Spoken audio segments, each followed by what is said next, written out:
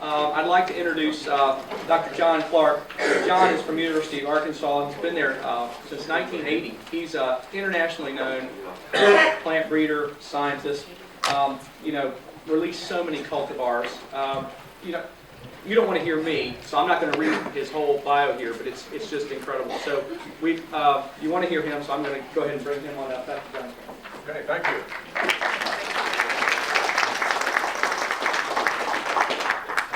Well, it's great to be here, and good morning, Virginia. Well, Virginia is one of my favorite states.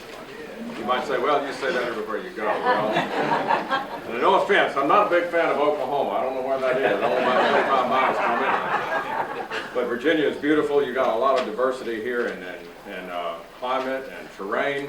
I know things get a little odd when you get up in northern Virginia and then folks cross that ditch and then they turn into a whole other organism. But being down south, I think we're fine. Marvin Fritz is a good friend of mine. Marvin, are you out of the room? He's out. I want to mention on him. There's one thing about Marvin folks don't know. But Marvin got a bachelor's degree at Bucknell. Now, I don't even know where Bucknell is. I think it's in Pennsylvania. Is that right? And how are you? Good to see you. Now, Marvin, he got a degree at Bucknell, and the only thing I know about Bucknell is when occasionally they get in the NCAA basketball tournament. And so I have somebody to root for because I know one person from Bucknell because, they're playing somebody there like the 16th seed, so they're going to get whooped. And I think it's one of those teams where they have 5 short fellas and they throw the ball around for 34 seconds and then shoot. And I believe that's one of those. Now at Arkansas, back when we were good at basketball, it would run down the court and score and run everybody to death. Now I want to mention that because we've got an opening down there for a coach. So if any of y'all can get down there and bring us back to the Nolan Richardson days of basketball when we won the North National Championship in 1994, come on down and interview. There's a big old check that comes with it.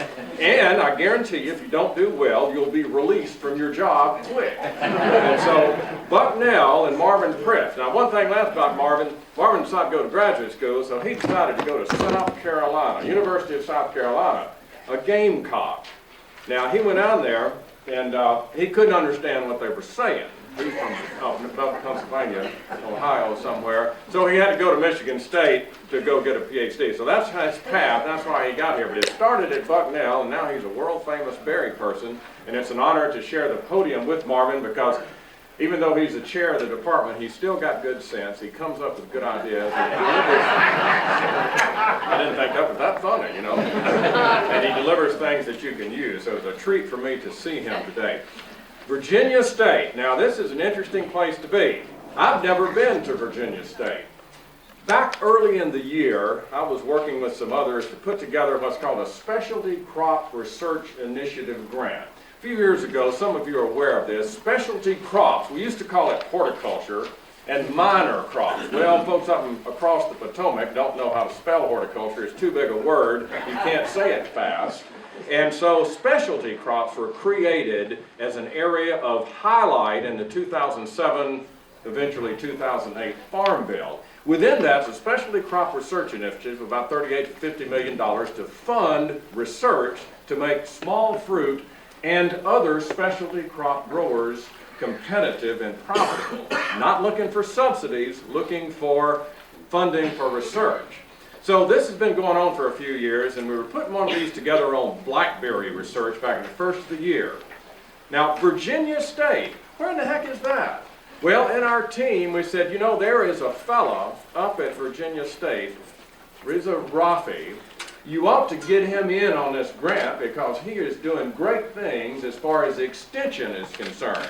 And I met Reza once or twice, and I think I spoke to him once outside of an elevator. I knew who he was because I knew he was putting this conference on. But this is a real compliment to you in Virginia to have someone like Reza that's doing this work. So we included Reza on this grant. Now, I don't know if we'll get the money or not, but it's kind of like chopping. We'll go down there and chop a while. If we don't get it, we'll come back with our hoe next year and we'll try again. And eventually, we'll wear them down and get the money. But that's good to have somebody at Virginia State that's a credit to your state. Now it's interesting, I believe this is the first time in a long time at least, maybe ever, I've spoken at an 1890 school, and that's a real joy to see this going on. Now there's some folks from Tech here, now I don't understand all about Tech and Virginia State and all, but this is a good program, and it's all of my friends at Tech, I don't, no disregard here, but I compliment you here at Virginia State for doing this. So those are some starting out things. Blackberry production and new varieties. Now, some of you might be sitting out there wondering, how does anybody ever become, as Mr. Mullins commented, a world-famous authority on blackberries? You might say, good Lord, if you're going to be famous on something, why would you choose that? Well, I started out on a dairy farm in Mississippi, and blackberries, working in a nice dry government office, is a whole lot better than that. So that's the answer to that question in case you're wondering. Blackberries, wow. Something we used to go out and pick in the bushes. That's where I learned about them. Pick them, you go out there. I picked in a molasses bucket because that was the smallest 1-gallon container on the face of the earth when I was a boy. You'd pick about an hour and a half, get that molasses bucket about full, and then a wasp would sting you, and then you drop the bucket, and then you'd see a snake, and you have to pick all those berries back up. That's a hard way to go. And you remember those wild blackberries being the best blackberries you ever had. Now, what I want you to do this summer is go out and pick some of them, and you'll be refreshed that they weren't as good as you thought. I'm sure. Cultivated blackberries generally are an improvement, not to argue with you necessarily on that, particularly if you could get some of the newer ones that taste good. And one of my dreams is make the blackberries a common fruit for people to eat and enjoy. Not snarl all up and saying, man, them sour, ain't they? Well, a lot of them are sour, or tart would be a more appropriate thing. But do you have any idea what's been going on with fresh market blackberries in the last 10 years? There have been lots of them produced and marketed in the United States. Now, I'm not going to show you a lot of data. Dr. Pritz shows figures and graphs, and a few years ago I decided if I got the chance I'd quit doing that and just tell stories, and I'm getting close. Now this does not represent all the blackberries. It doesn't have anything about Virginia. What this is Blackberry Shipments. Now this is not local sales, and we'll get back around to that here in a minute. But blackberries used to not be present in retail markets. If you'll think about it, when was the first time you saw a blackberry on a grocery store shelf? It was probably in the late 90s or mid-90s, and it was probably in the wintertime because they came up from Chile in the belly of an airplane. There were no grocery store blackberries. Why? Lots of reasons. One of the problems was varieties fall apart before you could get them anywhere. You know, most folks won't buy a handful of moldy goo. Now, some folks will, but there's not many of those. That's not a market that you can expand on. So, look over here in 2000. It was just around 10,000 pounds, so that would be more of 100,000. Let's see, what multiply by 1,000 pounds, shipments in 1,000 pounds. Yeah, around 10,000 pounds shipped from California, Guatemala, and Mexico. Look over there at 2010. Now that's a big, big, big increase. If you plotted other crops that have grown over time, you'd be hard-pressed to match that proportion of increase. Now you might say, well, it's just Mexico. What does that have to do with me? Well, I can't get into personal issues, but I'll tell you what blackberries and you have to do with, and that has put blackberries as a stable item in our grocery store markets. Now I can look out at y'all and tell that y'all are a cultured group and you understand where food comes from. But there's a lot of people in our country and across the world don't have any idea. Milk comes out of a bottle. Where does the bottle come from? A store. How does it get to the store? Well, through the back door. Where does it come from there? A truck. It's a long way back to that cow. And it's a long way back to where food comes from as far as blackberries. And so if you want to make people aware of a product, you've got to keep it out there in front of them. So these blackberries here would have little to do with local sales, but they are very important to keeping that product in place. Now, how did this happen in Mexico? Well, I'm not going to go through that story because it's a long and drawn out and big one.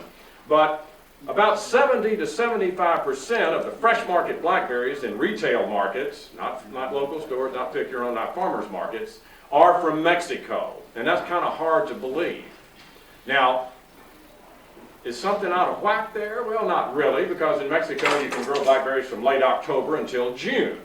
That's a long marketing season. If you can figure out how to grow blackberries from early May until Thanksgiving, now you'll be doing something. And that's not as far-fetched as it might once have been thought. But just the picture here, look at the growth in blackberries in the last 10 years. Now this is one that's going to make you kind of nervous. First time I saw it, I got nervous. An ag economist gave me this. There's two folks and groups of people in the world make me nervous. One of them is ag economists and the other is molecular biologists. They use a bunch of big words and then they start putting up graphs and I get confused and after a while I get sleepy and I'll just nod off. But what does this say? Well, first off, let's look here. This is September of 2000 until May of 2009. Now, what's the first thing that I want you to see? It's the same thing I just showed you. Look at the growth in Blackberry Marketing. Now, these again are shipped blackberries. What is green? Mexico. Look how big Mexico is compared to everything else. Now, what about California? There's a little dab of California in here. It started out just a little bit, and it has increased a lot also. There is no data in here from the southern United States or the eastern United States. There has been production in the east, particularly North Carolina, Georgia, and some in Arkansas and Texas for shipping, some in Virginia also, which is not recorded in here because the marketers did not report them to the USDA Ag Marketing Service. But you lay this in here, and it would be during these periods, these smaller parts when Mexico's not in the market. But there's been a substantial increase even domestically, nothing like the Mexican situation. Now, there's one thing I want you to see right here, and I think this comes up on the next slide, because some of you, let's see if, yeah, here we go. Some of you have heard about Blackberry commercial marketing prices going down in the last 2 years for domestic producers. Anybody heard that story? Nobody. Well, that's good. It's a bad one. The problem has been, with Mexico, you take the blackberry plant, and they don't have any winter time. It's grown in an area of 3,000 or 4,000 in elevation in Michoacan and Jalisco states. And no winter time. It's hot and rainy in the summer, and it doesn't freeze in the winter. So there's no what you call chilling units, no chilling hours achieved. So they have to fool the plants into fruiting. And sometimes the fooling part doesn't work just right. So last year and the prior year, but particularly in 2010, a lot of the Mexican production came off in May and June. And if you're growing blackberries in South Georgia, June is when you have your crop. And instead of getting $16 a flat for about 5 pounds of clamshells, they were getting about 6 or 8. Now, some of you are farmers, and you can cipher that out pretty quick and tell that's not very good money. In fact, that's a disaster. So one of our concerns always is get Mexico out of the market before the domestic production comes in. Now, you can circumvent a lot of those issues by local sales, farmers markets, pick your own, somewhere where you have folks that aren't aware of what blackberries are running in the grocery store, or have an image that I don't want those, I want yours. So a lot of that can be skipped, but it has been a big issue, and these two drops right here during our domestic season were due to increased production, not only in the United States, but Mexico running late. And so that's an exposure point for shipping blackberries, and that's not our primary focus today, but I want to give you a little bit of picture of this big blackberry situation. Now, what about marketing in the eastern United States?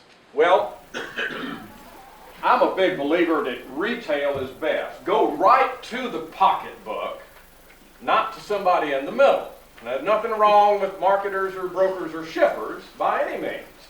But if you can sell with retail sales, farmers markets, own farm and other direct markets, pick your own, that's the way to go. Now, I think that's most of who I'm talking to today.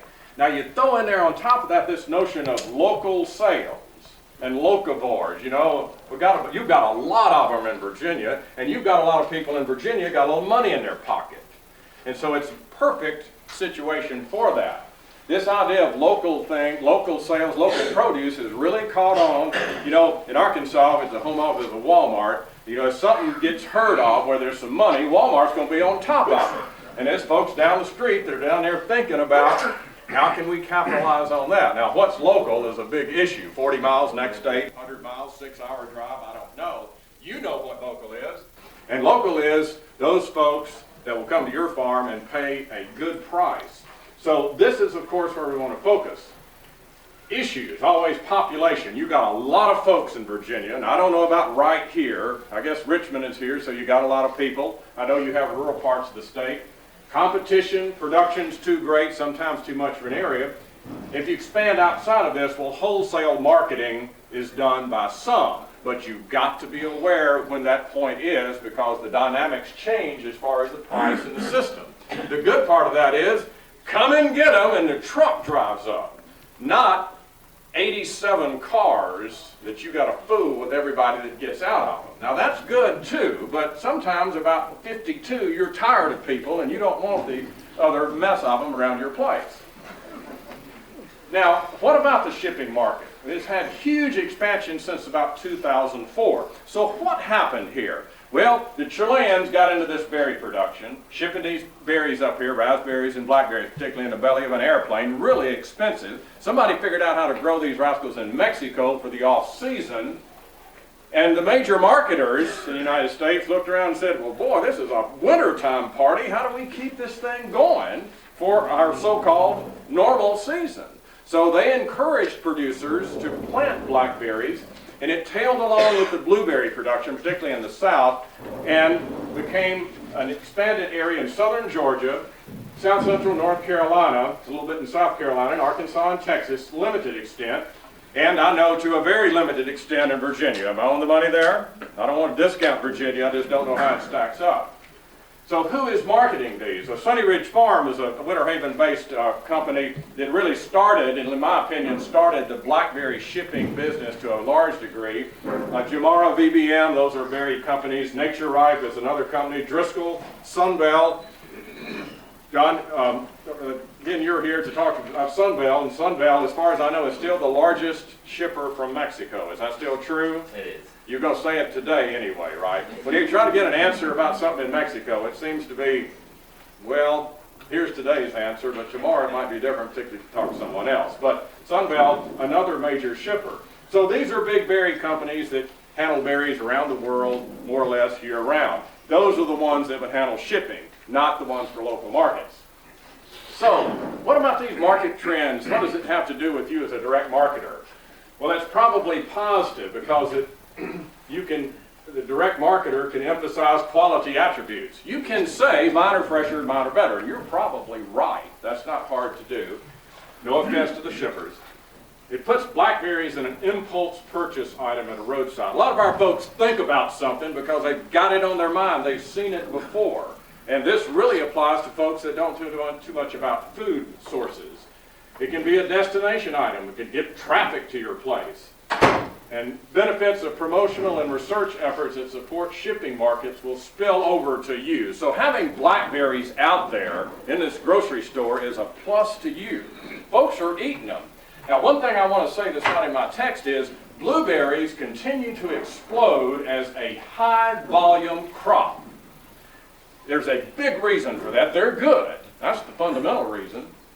But the other is that there is a promotional system for blueberries. When I get crossed up on the name, the North American High-Bush Blueberry Council, is that right? I know they've changed, they've got 2 or 3 different names and I can't keep them straight, but they take a little check, a little money off of every flight of blackberries or blueberries off a certain level and put it toward promotion. That is not done with blackberries, and that is being formed up as a possible thing to be developed called a promotion and research program. And then that would allow blackberries to be promoted bigger. And so that's something for you to keep your eye out, even if you're a local farmer. Let's talk about Arkansas blackberries a little bit. I'm a blackberry breeder, so I spend a lot of time fooling with that. I'll fool with some other crops too, but blackberries are our biggest one. And if you have most of you folks are cultured and broad, you can probably pronounce most of these.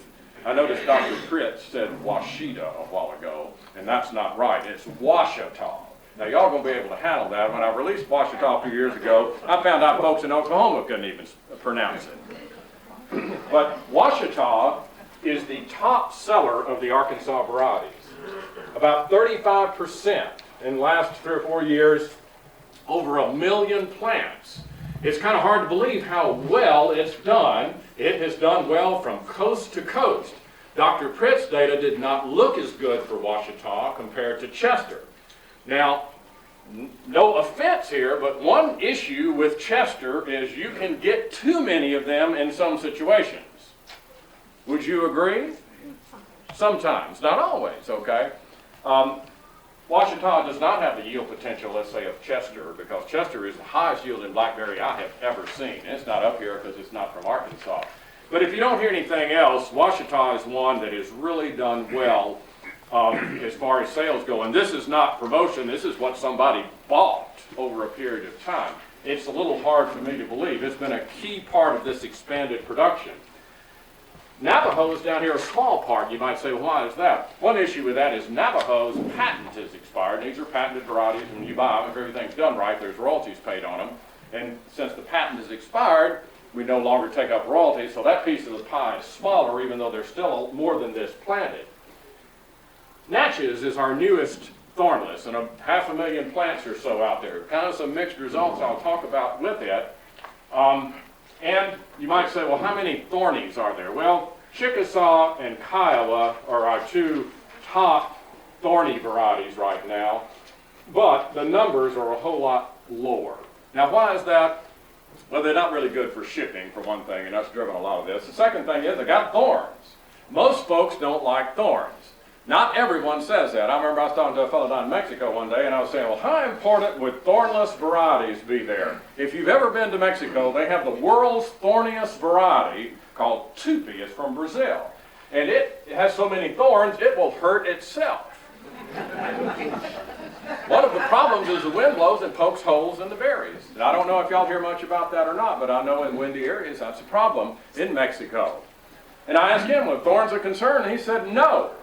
But I studied on that a little while, and I figured out he's up there in that truck riding around Washington. I don't believe, he doesn't even have purple fingers. He hasn't even touched the berries. So it all comes down to who's touching them. Kiowa is one that's really done well.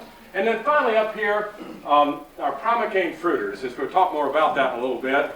One thing that's quite interesting to me, Primarch 45, I'll give you more detail. It's been in the marketplace 1 year, and it sold about 300,000 plants. A lot of interest in that. Why is that? Because the fall market is the top place to really expand the price and margin potentials. Primarch, Prime Gem, and Prime Gem has sold some. They're mainly for home garden markets.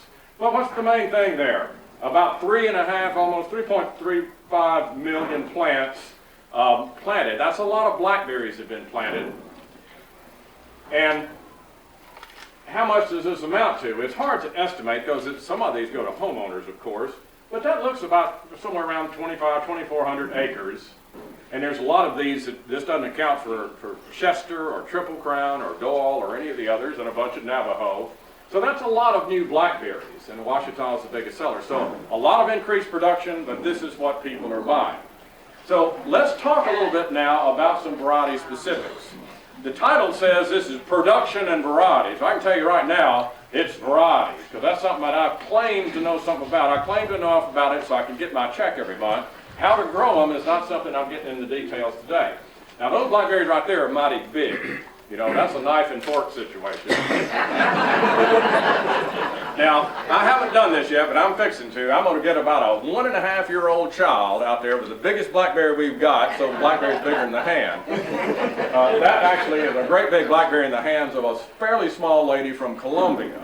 But those are pretty big, but that's not a variety that I'll talk about. But a few things I want to share today. First off, this is something I want to make sure that you gather today. Now, some of you may not be from Virginia, but one big benefit you have in Virginia as far as blackberry growing goes is that Arkansas has one of the world's larger breeding efforts, and this environment is almost the same as yours. A key part of choosing a variety is if you can find, I don't care if it's blackberry or corn or what it is, if you can find a variety that is developed in a climate like or similar to yours, the chances of it being adapted are way yonder better than something that you'd find from California or somewhere. No offense to Californians. Our environment, how cold does it get? How much does it rain? How hot does it get? there's not a lot of difference between Clarksville, Arkansas, and here. In fact, sometimes it can be a little colder on certain days, but in general it's the same. So that's particularly valuable to you. In theory, the Arkansas variety should work in Virginia. Let's talk about Washita. Now, it's Washita. It's not hard once you get started, okay? And folks around the world mispronounce it, so if it takes you a little while, don't worry. People ask me, can you name it something easier? Well, that's why I've named Natchez, but folks can't say Natchez. They mispronounce that. They say Natchez. It's Natchez. I thought about naming one Sioux. Now, you might notice that these are named after Native Americans, in honor of Native Americans, and it's largely a Native American fruit. And Johnny Cash is from Arkansas. Y'all may not know that, but he is from it. But of course, Johnny Cash has passed on now. It wouldn't be great to have, that boy named Sue, that song he had that was famous, to have Johnny Cash and Arkansas blackberries, Sue, but then S-I-O-U-X, or however you spell Sue. I can't imagine what somebody in Japan would do with that. They'd just probably look at you funny. But we will try some easier names as time goes on. The Washita has really been a big lick. It's thornless. It has nice sized berries. They tend to be sweet, 10 to 11% soluble solids. Sometimes people say, what is a good blackberry? Now, there's a lot of folks that think different stuff. Everybody that's got a mouth has got an idea of what's good, and it doesn't mean that somebody else thinks the same thing. When I'm teaching plant breeding, and we start talking about products, and folks say, well, what if you get all this weird looking stuff, or different flavors, or different forms? I'll say, that's an opportunity. You just got to find somebody that wants it, or either talk them into it. It's not a problem if it's different. But what is a good blackberry? I think foundationally, a good blackberry is 10% soluble solids or bricks and above. That usually gives a sensation of sweet and good. Now, really, in flavor in blackberry, you've got sweet and sourness, or tartness is more appropriate. And then you have astringency, which is, if you go buy some blackberries today from Mexico, it's Tupi, a Brazilian variety, and if you'll eat it, you'll say, this is better than it used to be. And after you let it about a minute or two, you'll notice a little bit on the back of your mouth, a little bitterness flavor. And that's astringency is what that is. It's not bad for you. It's just something that some people notice, and some don't notice it at all. But around 10% above. So if I could only release blackberries with 10% soluble solids or higher, that would be a personal goal, because that gives you a much better chance to hand somebody something good. Now, another way to deal with this is lower the acidity.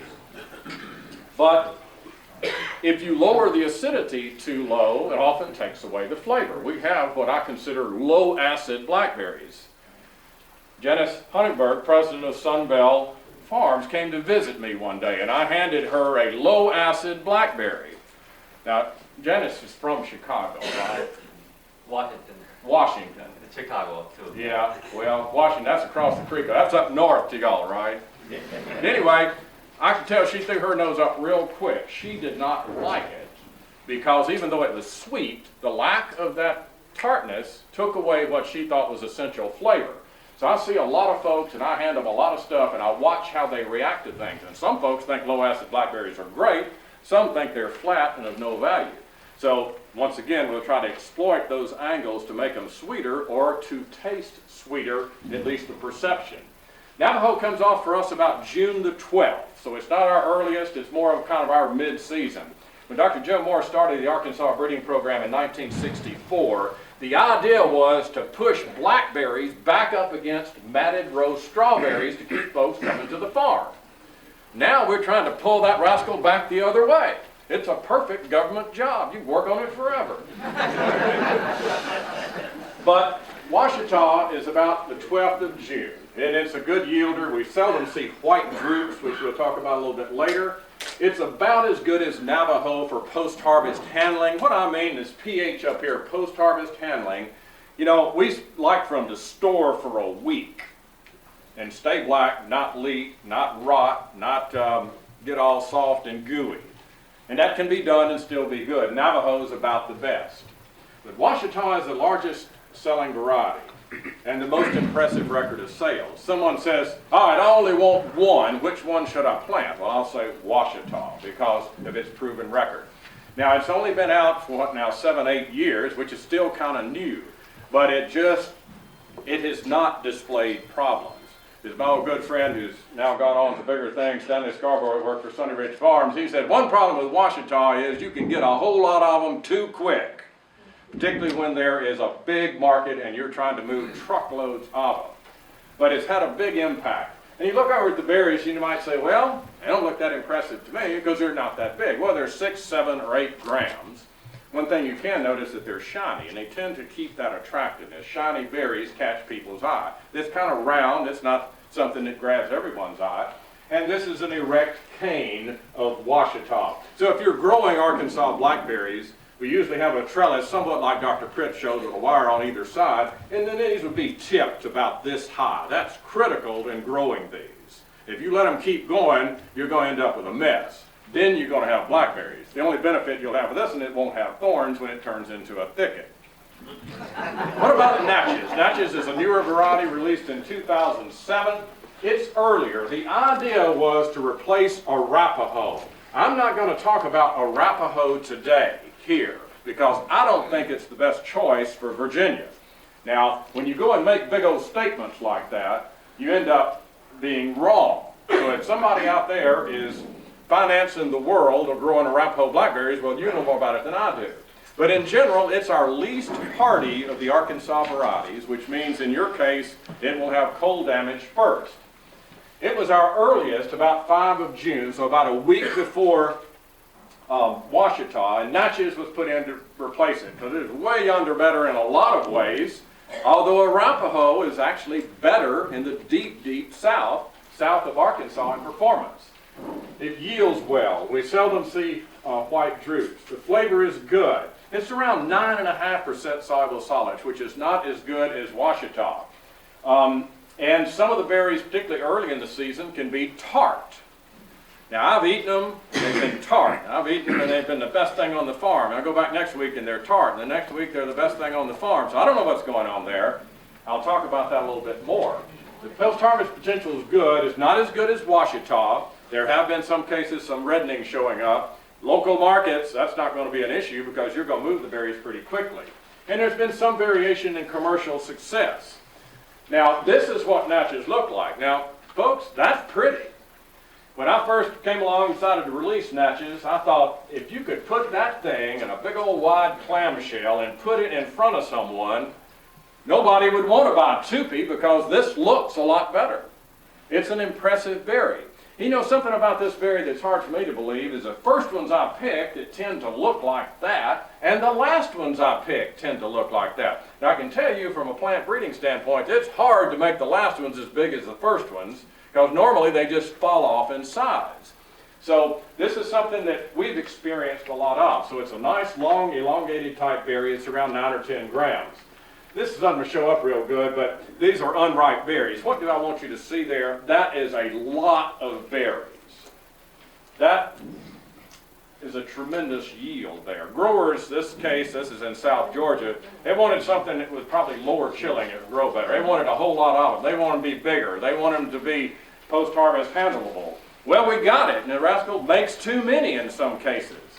So what we had with Natchez in Georgia, and some also heard of this in the Central Valley of California, was too much fruit, too few leaves, the quality lacked, and not new primocanes. Now this is a picture down in Georgia. This is a grower, one of the better growers I've ever seen. And he called me one day and said, boy, Dr. Clark, we got a problem with our Natchez, and they're not sending out new primocanes, and we just had to walk away from them. Later I talked to him again, he said, well, I didn't really tell you the whole story.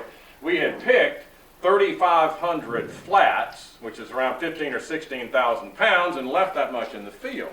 Now that's a lot of berries. They did well on what they picked, but later it was shifted to other varieties, and it got hotter, and there were some concerns. So what happened here, there were too many berries. Now how many of you have thinned a peach tree? 2 or 3 of you. Now, rest assured, even though I work for a university, I have not lost my mind, and I'm not going to tell you to start thinning blackberries. The last thing we want to do is move back to going out there to a blackberry patch and knocking them off with a rubber hose on the end of a stick like you thin peaches. There's got to be a better way. So Well, let's see, don't we have another slide in here? Okay, there, Natchez performance. Think about these things if you have Natchez or considering it. First year plants that fruited, that looks like I chopped off first year plants fruited only. That doesn't end up anywhere. I must have gotten excited and deleted part of my statement. What I was trying to say is, you can plant these plants, they'll grow like the devil. If you keep all the canes on there, you can have too many berries the first year. The first year canes are going to be floppy and you're going to have to tie them up. So you better be careful about that and not keep all of the canes if it looks like it's too vigorous. Crop control is a key. Why we have tart berries on it, the number one reason is lack of leaves. Leaves are the source of sugar. Sun shines on the leaves, the magic happens, electrons get all excited. That's the part of plant biochemistry I never could understand. I just decided it worked and I was going to leave it at that, and I've shifted over to genetics and make sugar. And if you don't have enough leaves, you can't make sugar. Now this variety seems to be bent on making big berries at all cost. I've seen great big tart berries with no leaves because it's a big fruited berry and it seems to be going to get big at the expense of sweetness. So leaving less canes on young plants, shortening the laterals on mature plants after you tip them, and possibly more severe pruning. So have this in mind. If some of you have grown Natchez and you found it to be great, just do what you've been doing. If you're considering growing it, be careful in this area because we're still learning how it works. Moving on to Navajo. Navajo is our first thornless blackberry. It took Dr. Moore 25 years to develop Navajo. It started in 1964, it came out in 1989. Now y'all don't know him, but he's a hard worker. He's not a slacker just trying to draw a check. It just took a long time to do that, to get thornless combined with a berry that would stand up and yield and be a good producer. And it's really made an impact. It ripens about a week later than Washita, so they're in sequence about 7 days. Good yielder, exceptional quality, the best post-harvest handling blackberry that I'm aware of in the world. The berries are only about 5 grams, so they're not as big. And that's a drawback, particularly if you've got something else to choose from. It can get orange rust. It's the only of the Arkansas varieties that I'm aware of that gets orange rust. Orange rust is a bad deal if you get it. It's a systemic fungus. If it gets in the plants, you have to do away with them. So it's not good. And you look at it in your hand there, and that's my hand. I need a small child's hand for that one because they don't look that impressive and that big. But they're mighty nice berries. And the size can be certainly adequate, particularly if you're trying to put them in small clamshells. Just briefly on Apache. Apache was released in 1999, and when I released it, I thought, boy, this is a big breakthrough because the berries are twice as big as Navajo. It ripens about 5 days after Navajo. Good yield, sweet. It's a fabulous berry. But we saw some white drupes on this. That's the little round things, the little drupes or drupelets, the little round things that make up a berry. And so when I released it, folks said, boy, what is this all about? I'll talk a little bit more about this, and if you've had problems with white drupes with Apache, tell other people, be careful about that. Usually it's an early season issue and it goes away. The shippers really don't like it because white drupes in a pack yell at the customers and say, don't buy me. Pick your own folks, and local sales, it's not as big an issue. It doesn't affect the flavor, at least I've never noticed it. This is still a good seller. Now, we talk about white drupes in case you don't know what it is or in case you are a world expert on it. A world expert on white drupes, not to offend anybody, you probably still don't know anything because I haven't been able to figure it out. Most of the solutions I look at are genetic. If you've got a problem, select something that doesn't get it. It's a simple formula. It takes a long time. Rather than squirt something on it or put something over the top of it or plow something in beside it or whatever. But what causes this white drupes? And notice it's not the whole side of the berry, it's just individual drupes or druplets. Well, I think it's a matter of moisture on those druplets coupled with sunlight. It's particularly worse after rainfall that does this. And there's a genetic component. You just almost never see it with Washita. I'm not sure I have ever seen it on Navajo. But how do you control or deal with this? Well, I know of no way to do that because we don't really know what causes it. Dr. Brock, you're out there somewhere, I believe. Do you believe that stink bugs cause this problem? Okay, and she's an entomologist, so that was a very good answer. I'll have to pay you that, because some folks say it's stink bugs. Now, I don't know if I believe this, but I don't want to offend her. But somebody told me one day that a stink bug has got a snout. That's a thrombosis, proboscis. Thrombosis must be something bad that happens on another day. Anyway, they have this thrombotic proboscis, and they go out there and stick it in the druplet, and they supposedly shoot something in there when they feed. Now, I don't know why the bug spits before it eats, but there's a reason. I'm making all this up, aren't They I? actually go through, they go past the druplet most of the time. And you'll see this at lunch when Laura Max is Okay. but they actually go past the druplet in most cases down to the receptacle. Okay. Do you think about showing that in mid-afternoon instead of lunch? I'd hate to stick my thrombosis in something right at lunch that I had run into receptacle tissue. But anyway, the idea was that it would inject material that would denature the anthocyanins. And that was talked about a while, and people controlled all the stink bugs and didn't get any better. So we don't think it's insects anymore. Okay, just briefly on Kiowa. I mention this one because some folks think this is the best thing that ever came out of Arkansas, Bill Clinton excluded. Now, I don't want to stir anybody up. You ever notice presidents, the further they get away from that office, the better they get? Now, I was a big fan of him when he was there, so I'm not picking at anything, but it is interesting how that works. And I won't talk about Walmart, because some of you like Walmart and some don't. There's all sorts of reasons there. Sam Walton's long gone.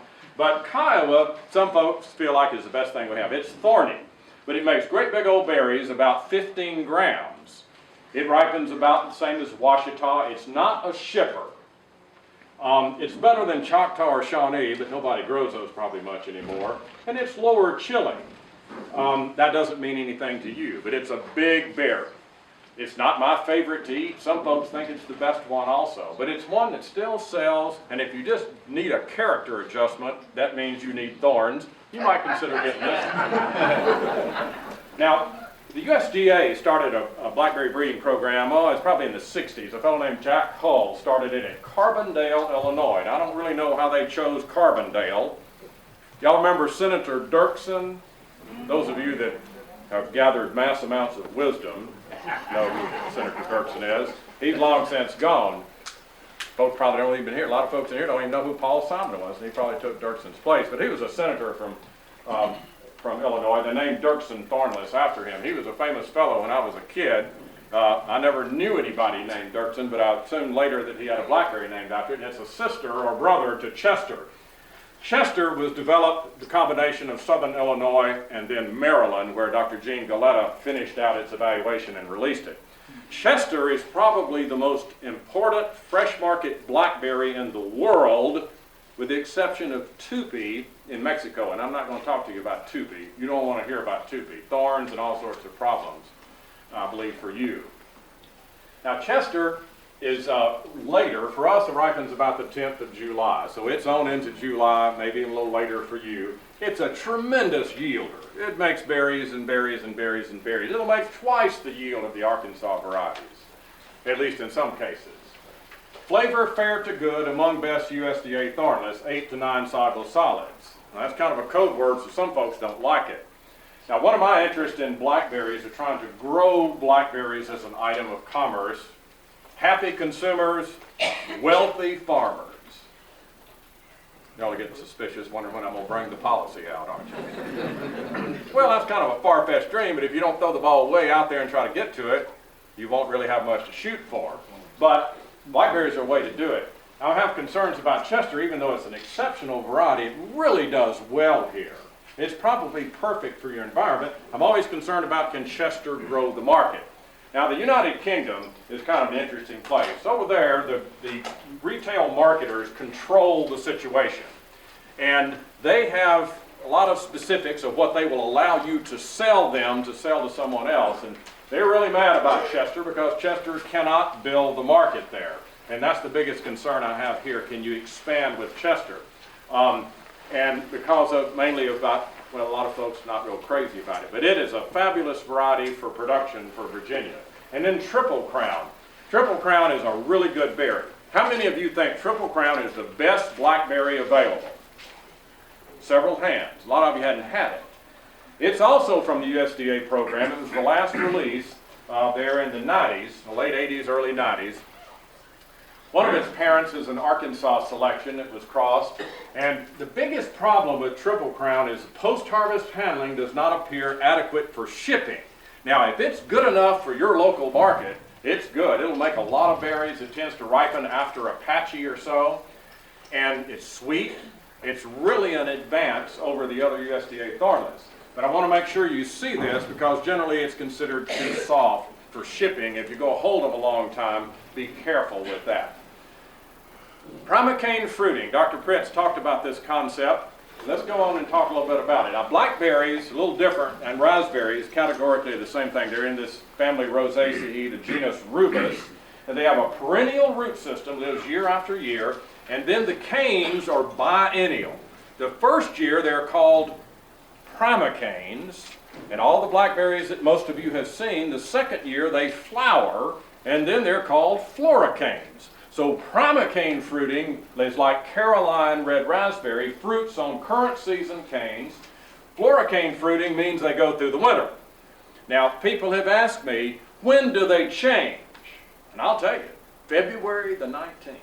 They just changed the other day. And then some folks say, why is that? Well, that's my wife's birthday and it helps me remember.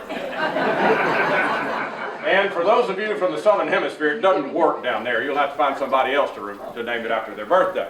But it's after the winter time has passed. So primocanes and floricanes. Primocane fruiting means it fruits on these current season canes. And usually, when it fruits, the first year it spins the flowers, then if you leave the cane, the buds that are below that will come out and make a floricane crop. So this is primocane fruiting on a blackberry. Now this cane come out of the ground, grew up here, and made a mess of berries. Now that picture was taken probably in early July. So you might notice that I hedge a little bit when we start talking about fall fruiting blackberries. Because heck, for us, a lot of times they're not fall fruiting. 4th of July is not very fall to me. And so it's a matter of where you are, where they do. So they flower. This is taken in late June to early July in Arkansas. And this is the fruit, which could be, it depends on the cultivar or selection, this could be anywhere from early July to into, well, on to Halloween or so. But that's what they look like. What's the value of this? Well, later fruiting. Dr. Pritz has expanded on that concept and he's talked about money, which is really important, so you know all about it. In theory, you could schedule production by mowing or manipulating the canes. You might have 2 crops in a year if you fruited both, which he pointed out. Now I want to tell you, in case y'all don't know, it's a lot colder where he comes from, and that's a little different world than New York. You're a lot more like Arkansas. Now we've got our problems with these also. Pruning cost, if you just mowed them down instead of having to go out there and selectively prune. Avoiding winter injury. If you only grew the primocane crop, you don't have to worry about it getting cold and killing the canes. That's the #1 problem growing blackberries in the upper Midwest. You don't have a lot of trouble in Virginia with that. And then rosette and double blossom is a disease. Hopefully you don't have it in Virginia. I doubt that you have much. But it's a way to avoid that disease also. So we started working on this in the 90s, and the first 2 releases, which were targeted for home garden use, were Prime Jan and Prime Jim. I named those after Jim and Jan Moore. Dr. Moore started the program, and his wife Jan, who, when I wrote this up, I said, and Jan supported him all those years, and it made it sound like he was a hobo or something. So I had to rephrase my description. But I wanted to honor them and start out with something that didn't sound like a Native American name. Most folks can say Prime and Arc, and so it's a product line, Primarch primocane fruiting blackberries. This is a floricane fruit. This picture is taken about the 20th of June with blooms on the primocanes. So that's what we're seeing. Now, we've got a new one called Primarch 45. Now, this is the first, what I call shipping quality primocane fruiting blackberry ever developed. You might say, well, how many are there? Well, there's only 3. Well, there's another one released in the United Kingdom, but that's not available in the United States. So the floricane crop on Primarch 45 ripens in early June, pretty much with Natchez. It's a good quality. It tends to run about 10% soluble solids. It's comparable to Washita, pretty much in storage, and released it in 2009, so it's new. So this is the Primacane tipped with flowers, and this is a floricane fruit. In storage, it stays black, firm, few leaks, little mold, and great flavor. So these berries had been stored 7 to 10 days, and that's big if you're trying to ship blackberries. Turning red is one of the biggest problems we've got with shipping blackberries. It's usually 6 to 7 grams on the floricanes. This is taken in California, and these are 10 or 12 gram berries on Primacanes. One of the complaints with this, the first berries came out of there last year, was they were too big for the clamshell. Now, if you go look at the price, the best price for blackberries in the shipping market right now is from late August until Mexico comes in heavy, and usually in November. And so that's what we're trying to provide here, is a chance to grow something to fill that slot. We do get berries from Guatemala then. And secondly, have something worth eating. And so we feel like this is what this is. So a floricane fruit and a primacane fruit. Now, you've got to tip these things. Dr. Pritz, he's up in New York, and I think they're confused up there. When these blackberries from Arkansas go to New York, they can tell they've gone somewhere, and then they put that little house over them, and then it snows outside. They're just confused, you know, and I don't know what to say on that. Of course, I do know what to say. Breed another one. And so we do some work with Dr. Courtney Weber at Geneva, where we're sending seedlings from Arkansas to try to select a shorter season plant. I don't know if that's what you need in Virginia, but that's what they need up there. So these were at Penn State University, and they didn't tip them. They grew up at the top of this tunnel. So that's not the way to do it. You need to tip these and let the laterals come out. When to tip them? When they're about this big. Now in Oregon, some work showed if you tip them about a half a yard and then tip them again, the laterals about a half a yard again, the yields went way up. I'm not sure what to tell you to do in Virginia. This is one of those things that you need to ease into this very carefully to figure out how to grow them. I figured out years ago I had a lot of limitations, and they're piling up still, and one of them is figuring out how to grow these things, because most of my time is spent on the genetics and getting new ones. And one problem here, they took this photo, and this is Pennsylvania, so it's a little further north. The fruit's just starting to ripen, and so that's not what you want. You've got to bring these around quicker, but in Virginia, you've got a warmer situation. So what about it? Is it tested in Virginia? I don't know. So if someone here has something to say. If you have them in field and Okay, good. The later ripening primacane crop, so note this. Now, I want to make sure you hear this. Primarch 45 will ripen about 2 weeks after Prime Gem and Jan. It is later, just how it came, which may be good for you, but it's not good if you're in Pennsylvania or New York, because that pushes it further into the season. The heat tolerance and time of ripening must be evaluated. Now I want to talk about heat tolerance. You might say, what are we talking about? It's hot in Arkansas. You bet it's hot. It's not really any worse there than it is here. When we begin to work on these, I remember it was September 27th, 1997 is when we selected the first primacane fruiting blackberries. And I remember, and you know, it's September 27th. It's football season. It's almost a holiday for Labor Day. And I had very mixed emotions that day. Dr. Moore had retired, and I'd taken his place. And I said, wow, isn't this going to be something? We can make this rascal work. But then I thought, boy, those were some sorry berries we just selected. Little old Billy, gnarly little things, red. Some of them were doubled. Some of you have seen doubled peaches before, which result from a real hot period the summer before. And so the heat damage to these flowers is substantial. And that's something you need to be aware of, because if it tends to get 90, 85 or 90 and above for consecutive days, it will damage these flowers in bloom, fruit set, and development. And so somehow or another, you got to get this thing pushed later. Now, there's your opportunity. They'll be putting you on the Mardi Gras parade float if you can figure out how to do that. Or whatever is appropriate for you. It's a long way from New Orleans, isn't it? So, new developments in floricane fruiting. Let's shift back around and talk about new things coming. Early ripening continues to be challenging. It was tough to get something to replace Arapaho, pushing that season back. Continue to work in this, but it is challenging because there's been some concerns with Natchez, and I'd like to shoot another one out there. The big problem with what I call mid-season is Washita has done so well. If I had another Washita to hand you, who'd want to grow it? Because we already got one. And so that's an issue, but there's a lot of them in that season coming. And now we've shifted a few years ago to later season. I mentioned a fellow named Stanley Scarborough earlier, and Stanley worked for Sunny Ridge at the time. Prior to that, he was a grower. He's from South Georgia. He had a lot of big words. They were the same words that the rest of us used. He just stretched them out. But Stanley and I spent a lot of time together, and he asked me one day, he said, how can we keep this Blackberry thing going later? And I told him, we've been trying to push it before the 4th of July. You want to go the other way. So I thought, well, he's probably smart. He probably knows what's important. So now we're trying to shift that season later because we don't have anything as late as something like Chester.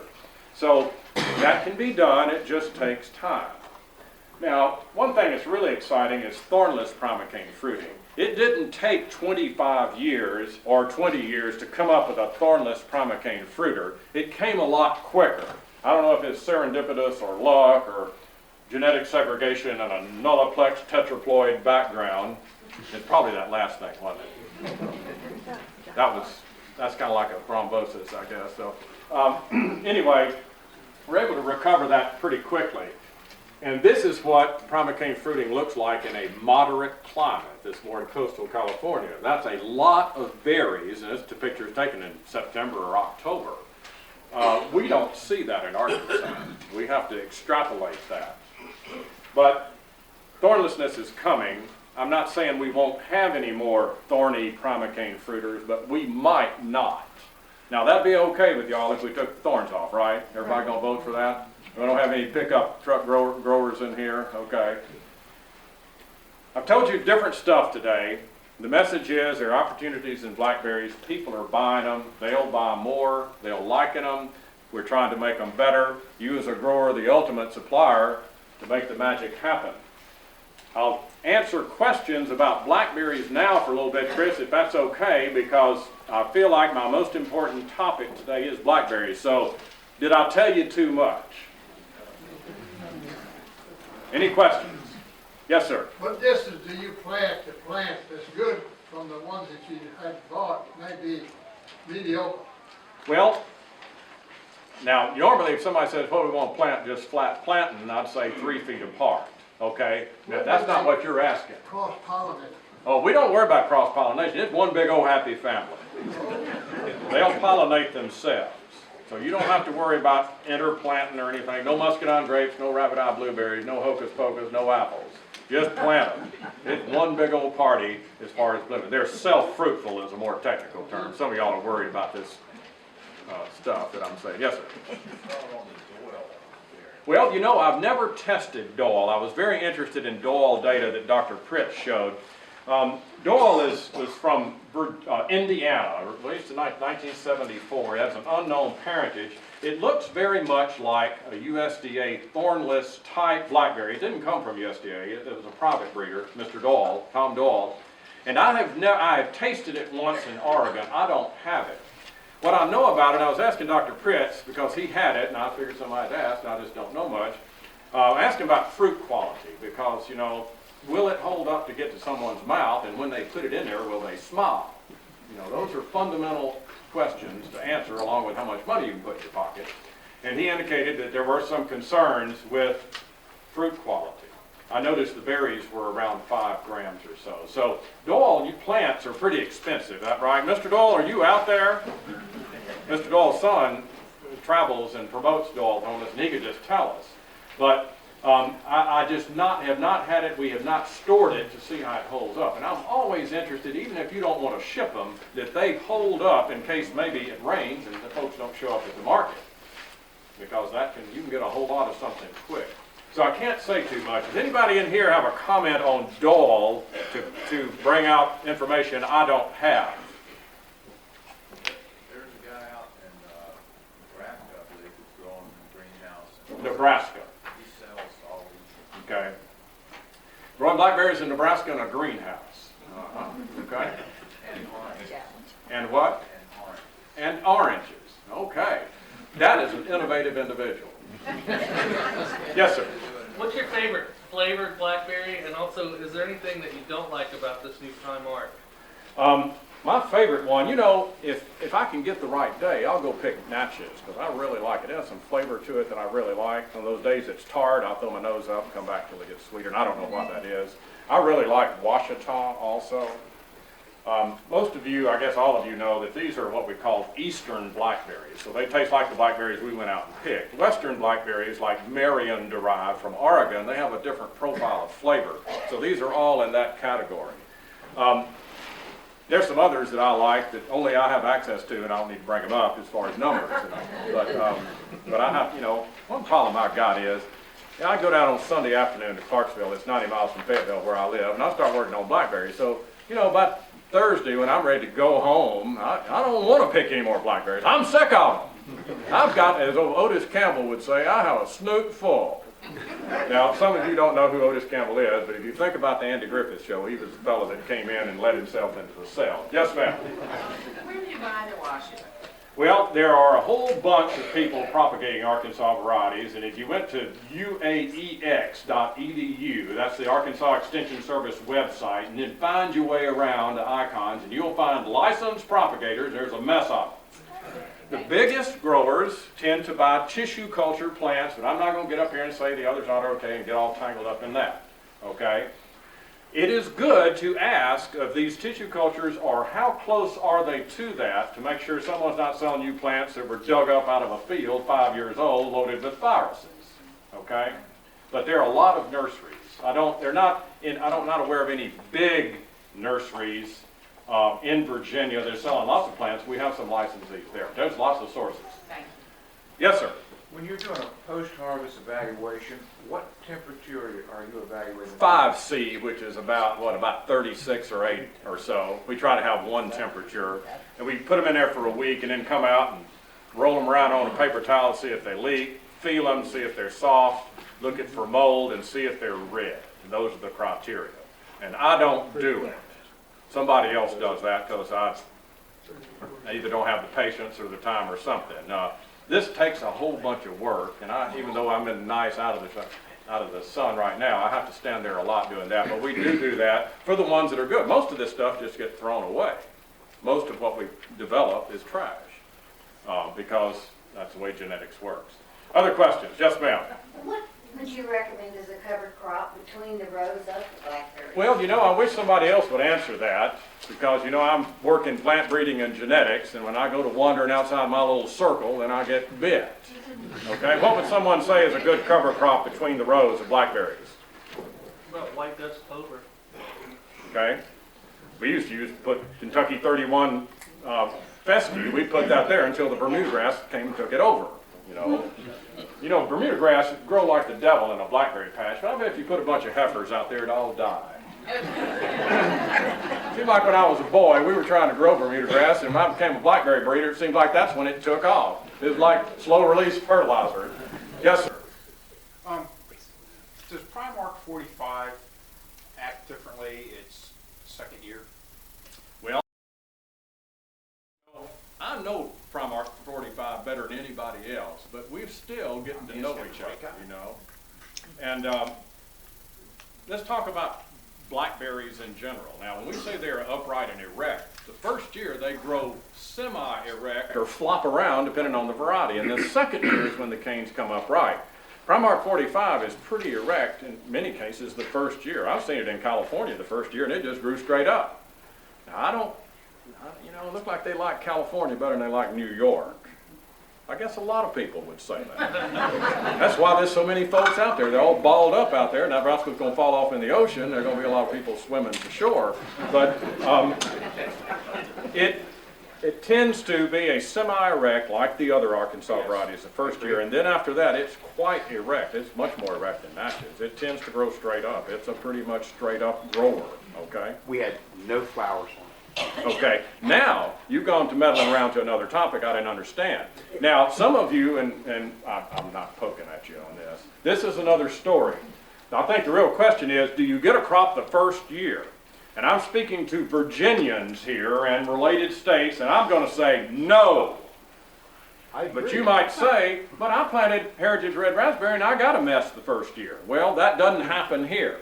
So I got all smart and said, oh, it won't happen, won't happen, won't happen. You know, I was out in Watsonville and Oxnard, California back in late October, and there's berries everywhere. Lots of them, not just a little mess for a pie. I don't know if they have pies in California, or cobblers. I didn't want to bring that up. They probably don't have cobblers out there, which is what I would have if Mama was around to cook it. But they did there. So what in the devil's going on? So I used over by Primarch 45 and I said, what are you doing out here? You're making me look like a fool. And it said, look, buddy, I'm in paradise. Don't be messing with me. Because it's not going to have to sit there in Arkansas and freeze to death and have snow and all those rains and bugs. So why is that? Well, I don't know. I don't know the answer to that. But right now, if you plant Primarch 45, don't expect a crop the first year. Okay? Will You it didn't settle get down one- in year 2? Do what? Will it settle down in year 2? It always has, yeah. So what we do, we plant it, and it grows the first year. Then we floricane crop it, Okay. and then we let primocane crop it. And then you have to see what you think after that. We floricane crop it because sometimes we don't get much fruit on primocane fruiters. Remember back in 1997, this problem I had. And so I had to figure out whether to just drop this whole notion or figure out an alternative cat skinning technique. And the alternative technique is to select and look at floricane fruit to determine what looks good, and then find out how it works on primocane fruiting in Arkansas and other places. It's a roundabout way to do it, but it's either do it or not. And I thought, well, that's probably the only chance I'm going to have, and I better get after it, so that's what we do. Last year, 2010, was the worst year for primocane fruiting performance I have ever seen. It got hot, 90s and above in July and August, and we hardly had any flowers, even on big old plants. And that's a problem, and you need to hear that. Okay, so there's things to do. Reza, once again now, you can be the kingpin of this rascal if you'll get it fixed. And we can talk about other ways to get at that if you want to. Looked like I was avoiding a question. Is anything I don't like about Primarch 45? It has a little tinge of astringency like Tupi, not as strong, that I notice. I'd rather get rid of the seeds, but I don't know how to do that except one at a time, and that's going to take a long time. They're about like the others, but other than that, no, I like it pretty good. Usually when I hand it to someone, they perk up like a hound and say, boy, this is good. But, if you don't have leaves on plants or you have stresses, they never taste as good. Now, I'm eating into my grape time. You got one more question? Just in relation to that, the growing season, the fall growing season for these? Well, that's another good question. That's another one that I don't know. I sent Prime Jim and Jan, when they were APF 8 and 12, to Oregon. And I went out there one day, it was October the 14th, 2001, right after 9/11, because I got on an airplane, and there was about 3 people on it. And I wondered, was I on the wrong one? Is this going somewhere? I guess I didn't know people were scared of airplanes. I had to go. So it was October the 14th, 2 weeks before Halloween. Now, y'all know what Halloween is. Sometimes I tell this story in some other country, and heck, they don't have Halloween. It's like bringing up the 4th of July in England. They don't want to talk about it. Or Thanksgiving. But anyway, it was 2 weeks before Halloween, and Chad Finn took me to this plot in Aurora, Oregon, and I've never seen fruit like this. That was the inspiration that kept me going, because we got little gnarly berries, and these things are this big on Prime Jim and Jan, and it was 2 weeks before Halloween. I was starting to rain out there and all. But in theory, depending on where you are, you can carry that on into November. In theory, just like Marvin showed about the raspberries. Are we going to do it with Primarch 45 or Prime Jan, which is the better of the two, by the way, or are we going to do it with something new? Well, as a plant breeder, if I'm getting my job done, it's going to be something new that's going to answer it. But until that time, we have to work with what we have. But tunnels are going to be required. And that's a whole other topic that fortunately I know nothing about, except what I heard a while ago. One last question. Yeah, well, this fella here is quick with the draw. You don't have a pistol in your pocket, do you? Arkansas, do you think Stark Brothers is a good place to buy Arkansas plants? Well, I have never bought plants from Stark Brothers. As far as I know, they're okay. I don't know. I would always ask again as a source of plants. I just knew it was from Arkansas. Stark Brothers is licensed for these, yeah, they're a whole bunch of folks. It's a very exciting number of nurseries out there. So I better get on here about grapes because we'll get behind and then y'all will get hungry and mad and I'll miss my airplane to somewhere and